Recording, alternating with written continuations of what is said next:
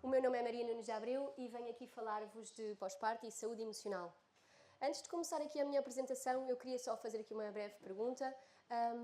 Das pessoas que estão aqui a ouvir que foram mães, quantas é que fizeram uma consulta antes de engravidar? Quantas é que pensaram com tempo?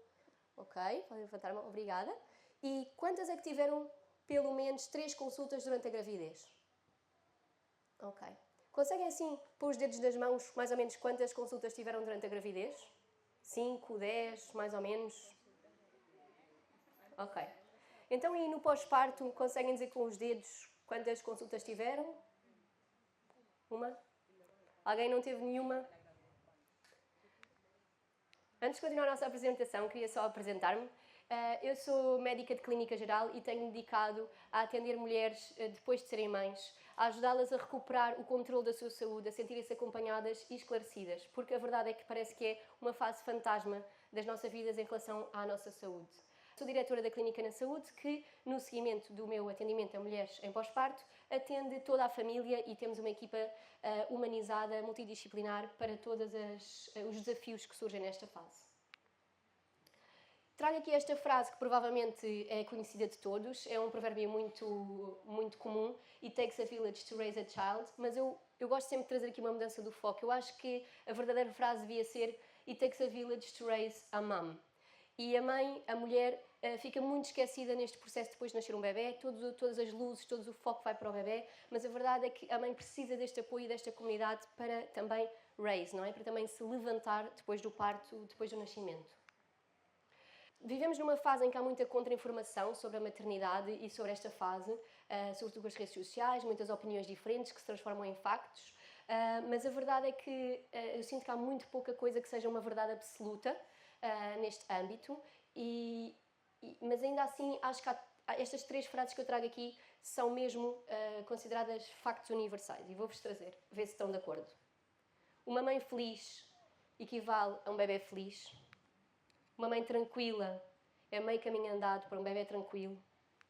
Uma mãe regulada consegue acalmar e regular o seu bebê. E, portanto, eu acho que o foco tem que estar aqui na mãe, porque o bebê é o espelho das emoções da mãe. E isto está demonstrado que já desde a gravidez o feto reage às emoções da mãe e, portanto, quanto mais não vai reagir no pós-parto quando está em contacto permanente com ela. Pronto, basicamente isto é um vídeo, anda a circular nas redes sociais, eu vi no Instagram, e neste vídeo vê-se o bebê muito sério, na cadeira da papa, a mãe começa a bater com uma colher num copo e a dançar, e o bebê começa, primeiro fica assim com um olhar muito estranho, não é? O que é que a minha mãe está a fazer? Mas depois começa a dançar também, e este vídeo eu trazia para vos lembrar que nós, como mulheres e como mães, as pessoas à nossa volta, a nossa família, vai reagir à forma como nós estamos. E, portanto, se nós estamos bem dispostas, se nós nos estamos a sentir bem, os nossos bebés, os nossos filhos e mesmo o nosso marido, as outras pessoas que estejam à nossa volta, à nossa casa, vão reagir a isso e vão entrar na onda connosco. Mas, claro que para a mãe pegar na colher e no copo e estar bem disposta, tem que ter as suas necessidades básicas cuidadas, não é? Uma pessoa não acorda assim bem disposta do nada. E como eu estava a dizer há pouco, que desde a gravidez o feto reage às emoções da mãe, no pós-parto o bebê continua a ser um ser dependente da mãe. Portanto, não é só durante a gravidez que ele vai ser capaz de perceber as emoções da mãe e de reagir a elas. No pós-parto continua a ser uma extensão da mãe. E o bebê não sobrevive sem a mãe, ou sem um cuidador, obviamente, nem fisicamente, mas também psiquicamente. E muitas vezes nós preocupamos-nos quando o bebê nasce se ele faz cocó, se ele está a conseguir ser alimentado, mas também é importante pensarmos no bem-estar emocional do bebê e no seu desenvolvimento psíquico, que só vai ser saudável, não é? Se a mãe também conseguir dar resposta às suas necessidades básicas, se ele tiver uma mãe afetuosa, empática, disponível para responder às suas necessidades. Está demonstrado que esta ligação mãe-bebê vai influenciar o desenvolvimento cerebral do bebê, a sua forma de pensamento e as suas relações ao longo de toda a sua vida. Eu não trouxe aqui, tenho o nosso e-book sobre saúde mental materna, não trouxe aqui porque não queria tornar demasiado técnico, mas existem várias categorias de formas de vinculação entre mãe e bebê.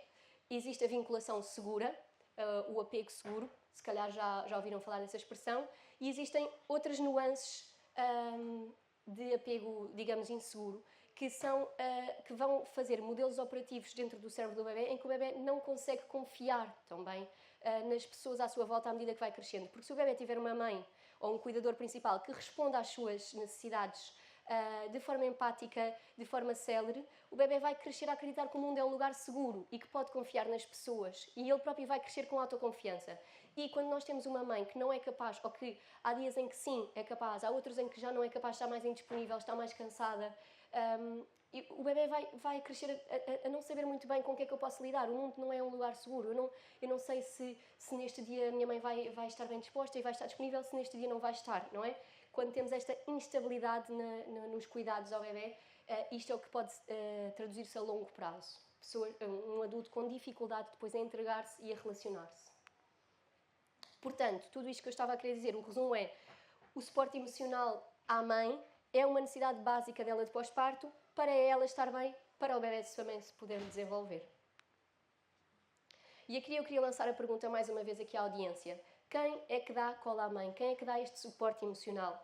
E não querendo que digam aqui em voz alta a vossa resposta, mas queria que pudessem aproveitar este minuto para refletir: quem é que vos deu colo quando o vosso bebê nasceu? Quem é que vos dá colo agora? De onde é que vocês obtêm este suporte emocional? Como é que podem obter este suporte emocional? Será do parceiro, da parceira que está convosco? Será de amigas, familiares mais velhas que já foram mães? Será de profissionais de saúde que são próximos e que são empáticos? A verdade é que, como eu disse ao início, it takes a village, portanto, às vezes são as pessoas mais surpreendentes que nos dão este colo no pós-parto. Às vezes, olha, vou partilhar pessoalmente, a mim foi uma tia minha que também tinha amamentado, porque à minha volta ninguém tinha amamentado da geração mais velha, e a minha tia, apesar de ter quase 60 anos, tinha amamentado e apoiou-me muito na amamentação. Foi uma surpresa para mim esta pessoa dar um colo. Portanto, queria-vos trazer aqui esta reflexão para pensarem, porque às vezes não é só o marido que está ao nosso lado, ou só o parceiro que está ao nosso lado, ou a parceira, que nos pode dar este apoio. Podemos encontrar em várias pessoas à nossa volta. E aqui trago a chave de um dos problemas do bem-estar emocional do pós-parto, das dificuldades em conseguir o bem-estar emocional no pós-parto. É que o que nós vemos do pós-parto nas redes sociais são pessoas que rapidamente recuperaram a sua forma física e aparentemente a sua vida habitual, pessoas que estão felizes e sorridentes, e isto não nos permite ver o outro lado, não é? Nós focamos muito na parte física e na recuperação física e não conseguimos ver a parte emocional que está por trás, e que seguramente muitas das mulheres que nós vemos tão bem também estão a passar essas dificuldades. Todas estas dificuldades que não ficam nas imagens, que eu tentei ilustrar aqui um bocadinho, posso dizer que é difícil procurar num banco de imagem coisas como hemorroidas, cicatrizes, difícil de encontrar, portanto tentei trazer as imagens que mais ou menos pudessem ilustrar as dificuldades, que eu acho que só quem passa por elas é que consegue se calhar fechar os olhos e imaginar essas imagens na sua cabeça. Mas a verdade é, nada disto nós vemos nas redes sociais, nada disto nós vemos nas revistas e nos jornais quando nós vemos uma mãe em pós-parto, e acho que é importante lembrarmos que este lado existe para todas. Não há mulher que não dê à luz um bebê que não tenha lóquios, portanto que não esteja a sangrar nos dias seguintes e nas semanas seguintes, mesmo quando nós as vemos bem arranjadas a sair da maternidade. Portanto, acho que é importante pensarmos neste lado, porque isto depois é o que também leva a este mal-estar emocional, é nós acharmos que somos as únicas que estamos a passar por estas dificuldades. Lá está, achamos que algo está de errado connosco porque ninguém nos explicou. O normal é precisar de apoio. O normal não é sair da maternidade com o teu bebê, sozinha, como se nada fosse, empurrando o teu ovinho, e vais para a tua casa fazer as coisas todas sozinhas, cozinhar e arranjar a tua casa e tratar do teu bebê. Não é suposto fazer isto sozinha, e se fosse suposto, a humanidade nunca tinha chegado onde chegou. Porque nós sempre vivemos em comunidade, e o antinatura está a ser o que estamos a viver agora, que não temos essa capacidade de viver o pós-parto em comunidade. Lá está, o pós-parto não foi feito, eu adianto-me as minhas próprias slides, o pós-parto não foi feito para ser vivido sozinha.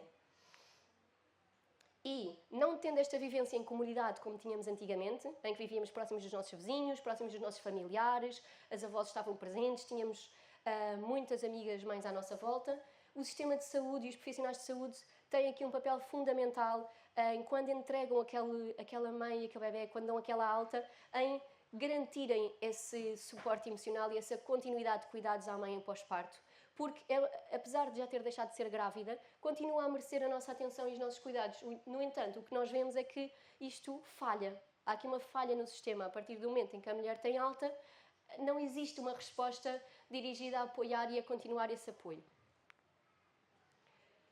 Apesar disso, o pós-parto é a fase mais vulnerável da vida da mulher, sobretudo a nível psicológico.